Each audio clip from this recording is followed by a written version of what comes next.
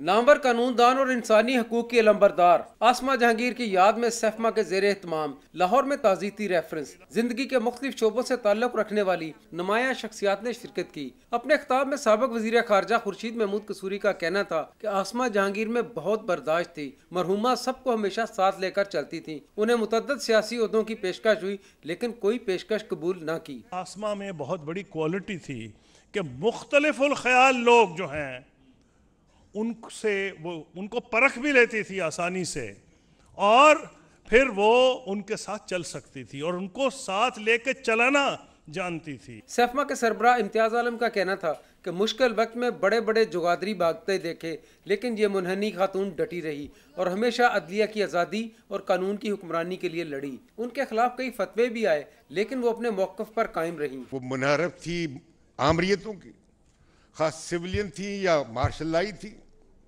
वो मुनहरफ थी कट्टर मुलायत से और फिरका परस्ती से, जंगजूयत से और जंगबाजी से। वो इस बात से मुनहरफ थी कि आप अक़लियतों को 2 नंबर का शहरी, दूसरे दर्जे का शहरी बना के रखे। जस्टिस रिटायर्ड नासरा जावेद इकबाल, जुगनू मोहसन, मारूफ क्लासिकल डांसर शीमा किरमानी और मजदूर रहनुमा फारूक तारिक ने आसमा जहांगीर को खराज अकीदत पेश किया। उनका कहना था कि वो मुनफरद अंदाज में इंसानी हकूक के लिए खड़ी होती थी। आसमा जहांगीर मरहुमा मज़ाहमत की कायल थी। उन्होंने कभी नाइंसाफी बर्दाश्त नहीं की थी। मरहुमा जनूबी एशिया में अमन का इस्तारा थी। औरतों को तो ये हक ही नहीं था कि वो सर उठा के चलती और ख़ास तौर पे इस प्रोफेशन में।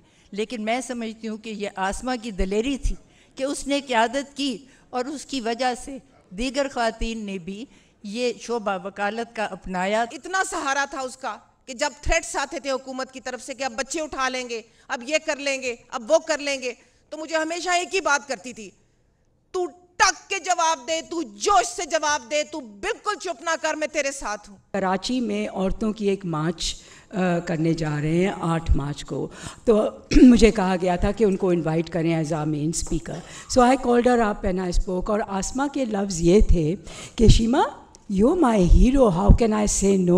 This was her greatness that मुझ जैसी नाचीज़ को वो ये बात कह सकती थी। वो मुकदमा, झूठे मुकदमा दर्ज हुए 36 मुकदमे एक एक मुजारे के खिलाफ, और आसमा ने भी वो सारे केस मंगवाए थे, नूर उनको डील करती थी। इंसानी हकूक के लंबरदार आइए रहमान, आसमा जहांगीर की साहबजादी सलीमा जहांगीर और ANP के रहनुमा एहसान वाई का कहना था कि मुल्क के पिसे हुए तबके को आसमा जहांगीर पर भरोसा था कि वो उन्हें इंसाफ दिलाएंगी। आसमा जहांगीर अदारा शनास शख्सियत थी और हमेशा अदारों के साथ बहादुरी के साथ खड़ी होती थी। जो इदारे बनाते हैं वो टीम लीडर होते हैं, वो टीम के साथ काम करते हैं।